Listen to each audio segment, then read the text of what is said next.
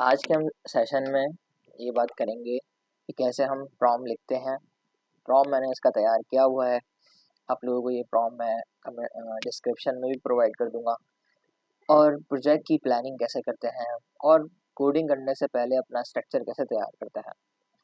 तो हम चूँकि एआई का यूज़ कर रहे हैं, तो यहाँ हम जो अपनी एआई की वेबसाइट यूज़ करेंगे वो हमारी होगी lmarena.ai के नाम से। इसके अंदर काफ़ी सारे मॉड्यूल आपको मिल जाते हैं, जिसके अंदर आप अपनी रिसर्च कर सकते हैं। मुख्तलिफ different module chat generative AI के ज़रिए आप जो है ना अपने काम को आसान बना सकते हैं। और दूसरा ये कि ये फ्री ऑफ कॉस्ट है।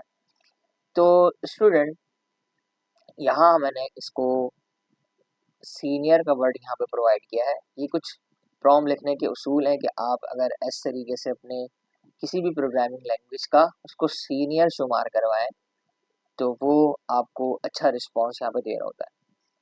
और दूसरा, हम चूँकि प्लानिंग कर रहे हैं, तो हम प्लान के साथ-साथ ये बात भी लिखेंगे नॉट कोड, ताकि वो अभी स्टार्टिंग लेवल में ही हमें कोडिंग प्रोवाइड ना करना शुरू कर दें। और हम चूँकि एकेडमिक वेबसाइट के ऊपर चल रहे हैं, एजुकेशनल वेबसाइट के ऊपर चल रहे हैं, और हमें फ्रंट एंड भी बनाना है, बैक एंड भी बनाना है कोर पीएचपी के साथ। और यहाँ पे पीएचपी का मेथड भी मैंने यहाँ पे डिफाइन कर दिया है कि कौन सा मेथड यहाँ पे यूज़ करना है। फिर बाकी जो है ना रूल्स वगैरह यहाँ पे डिफाइन कर दिए हैं। फोल्डर स्ट्रक्चर इसने प्रोवाइड करना है हमें। जितने भी ऑपरेशंस होंगे वो सिंगल फाइल के साथ होंगी, करंट ऑपरेशन के फंक्शनल बेस हम चुके इसके अंदर प्रोजेक्ट बना रहे हैं। तो इसके लिए आपको पीएचपी की बेसिक नो हाउ होनी ज़रूरी है। पिछले सेशन में मैं बात कर चुका हूँ इसके ऊपर कि आपको क्या क्या चीज़ें जानना ज़रूरी है। अच्छा, हर चीज़ के लिए अलग अलग सेपरेट फोल्डर ना बनाएं, बस एडमिन का एक सेपरेट फोल्डर हो जाए। और इसी तरीके से बैकएंड के ऊपर एडमिन के अलावा फ्रंट एंड का मेन फोल्डर हो जाएगा। यूज़र का कोई लॉगिन है तो उसका फोल्डर हो जाएगा। फ्रंट एंड रिक्वायरमेंट मैंने यहाँ पे इसको बता दी है कि मेरी क्या क्या है। फ्रंट एंड हम चले इसको फोकस नहीं करेंगे, हम टैबलेट यूज़ कर लेंगे। तो लेकिन फिर भी मैंने इसको यहाँ पे बता दिया कि ये सारी चीज़ें मेरी यहाँ पर होनी चाहिए। लॉगिन लॉग आउट वगैरह वगैरह, लोगो होगा, ये सारी चीज़ें होंगी, इनरोलमेंट्स वगैरह होंगी।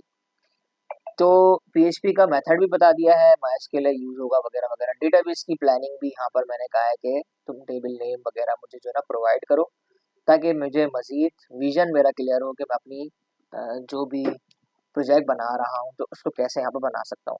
ये सिर्फ इस जो है प्रोजेक्ट के लिए नहीं है। आप ये वाला प्रॉम्प्ट जस्ट आप अपने यहाँ पर नेम को चेंज करके बना सकते हैं यहाँ पर। तो यहाँ पे जैसे अपने प्रोजेक्ट का नाम दे देंगे तो वो आपको ये चीज़ प्रोवाइड कर देगा। फ्रंट एंड के अंदर आपको क्या क्या चीज़ें चाहिए वो भी आपको बता देंगे तो अच्छा हो जाएगा। फिर डेटाबेस की मैंने यहाँ पे इसको सारी चीज़ें बता दी कि डेटाबेस के अंदर मुझे ये चीज़ें चाहिए हैं। ये चीज़ें हमें कैसे पता चलेंगी, जब हम प्रोजेक्ट शुरू करेंगे, प्रोजेक्ट बना रहे होंगे तो उस टाइम हमें पता चलेगी प्रोजेक्ट के अंदर क्या क्या चीज़ें आएंगी, इमेजेस वगैरह कैसे कैसे लगेंगी। फोल्डर स्ट्रक्चर मुझे चाहिए क्या, simple and clean folder structure मुझे चाहिए। क्लियर शो कहाँ पे हमने बनाना है, वाज़ेह तौर पे इस बात को लिखो। फ्रंट एंड पेज कैसे लाइव होंगे उसका हमें बताओ, एडमिन पेज कैसे लाइव होंगे उसका हमें बताओ। यूनिवर्सल करंट फाइल, ये एक ऐसी चीज़ है कि जो हम अपने सेशंस में मज़ीद आगे भी एक्सप्लेन करेंगे, और जो मेरा कोर्स चल रहा है उस कोर्स में मैं ये चीज़ बड़ा डीपली मैं आपको बता चुका हूँ। फिर लॉजिक्स वगैरह की बात देखी हुई है, जो कि यहाँ पर हमने बेसिकली ये प्रॉम्प्ट भी एआई से ही जनरेट करवा के उसको मॉडिफाई करके यहाँ पर बनाया है। तो हमें यहाँ पर इसने ये रिस्पॉन्स यहाँ पे कुछ दिया है, 8 सेकंड में इसने हमें ये रिस्पॉन्स दिया है। टेबल ऑफ कंटेंट यहाँ पे जनरेट कर दिया कि उसने वो सारी बातें जो हमें चाहिए थी उसका यहाँ पे बना दिया है। प्रोजेक्ट ओवरव्यू यहाँ पे दे दिया, फ्रंट एंड के अंदर ये पेजेस होंगे, एडमिन पैनल के अंदर ये चीज़ें होंगे, और आपकी जो कोर सिस्टम है वो यहाँ पे कुछ इस तरीके से होगा। फोल्डर स्ट्रक्चर की मैं बात करूँ, मुझे वाज़ेह यहाँ पे फोल्डर नज़र आ रहा है कि मैं एकेडमिक वेबसाइट के नाम से फोल्डर क्रिएट करूँगा। फ्रंट एंड के फोल्डर के अंदर, एकेडमिक वेबसाइट के फोल्डर के अंदर ये सारी फाइलें क्रिएट कर लूँगा। फिर एडमिन का फोल्डर क्रिएट करूँगा, उसके अंदर मैं ये सारी फाइलें क्रिएट कर लूँगा। फिर कोर के नाम से एक फोल्डर क्रिएट करूँगा, उसके अंदर ये सारी फाइलें बना लूँगा। इंक्लूड्स के नाम से एक फोल्डर क्रिएट करूँगा, ये सारी फाइलें बना लूँगा। एसेट्स के नाम से जहाँ पे सीएसएस वगैरह की फाइल है, जावास्क्रिप्ट की फाइल है, जो टेम्पलेट के साथ होंगी, जाके जब हम टेम्पलेट देखेंगे तो वो यहाँ पे बना लूँगा। और एसक्यूएल की फाइल यहाँ पे अवेलेबल है। इसको मुझे इतना गौर करने की ज़रूरत नहीं है। बाकी डेटाबेस की जो डिज़ाइनिंग है वो भी इसने बना के दे दी है कि एडमिन के अंदर कुछ इस तरीके से होगा, सेटिंग के अंदर ये चीज़ें आएँगी, स्लाइडर के अंदर ये चीज़ें आएँगी और पेजेस के अंदर आपकी सोशल मीडिया के अंदर ये सारी चीज़ें आएँगी। कोर्सेज़ हो गया, लेक्चर्स हो गए, स्टूडेंट हो गए, एनरोलमेंट्स हो गई, फिर कॉन्टैक्ट के मैसेजेस वगैरह हो गए, फिर डिटेल डेटाबेस की यहाँ पे इसने स्ट्रक्चर यहाँ पे डिफाइन किया हुआ है। तो एक अच्छा प्रॉम्प्ट आप पहले जनरेट करवा लें, फिर उसको अपने हिसाब से मॉडिफाई कर लें, यहाँ पर आपको ये सारी चीज़ें यहाँ पर मिल जाएंगी। स्लाइडर के लिए आपको कैसे इसको लेके चलना है, पेजेस के अंदर क्या क्या चीज़ें आएंगी, तो ये यहाँ पर सैम्पल डेटा फॉर सेटिंग्स वगैरह ये सारी चीज़ें यहाँ पे आपको डिटेल में डिफाइन करा है। वजह इसकी है कि मैंने ये वाला मॉडल यूज़ किया है और ये मॉडल काफ़ी अच्छा रिस्पॉन्स देता है। तो आप दिन में इसको 3-4 बार या ज़्यादा बार भी आप यूज़ कर सकते हैं। फिर ये थोड़ा-सा एरर वगैरह देने लगता है, लेकिन 1 दिन की प्रॉपर कंप्लीट प्लानिंग आपको ये दे सकता है। तो इस सेशन में मज़ीद फ्रंट एंड के पेज की प्लानिंग भी यहाँ पे इसने दे दी है, जिसकी अभी हमें ज़रूरत नहीं है क्योंकि हम अपने कस्टम डाउनलोड किए हुए टेम्पलेट के ऊपर काम करेंगे। तो मैं उम्मीद करता हूँ कि ये प्रॉम्प्ट आपको यहाँ पर मैं गो थ्रू इसलिए करवा रहा हूँ दोबारा कि यहाँ पे आपको थोड़ा-सा समझ आए।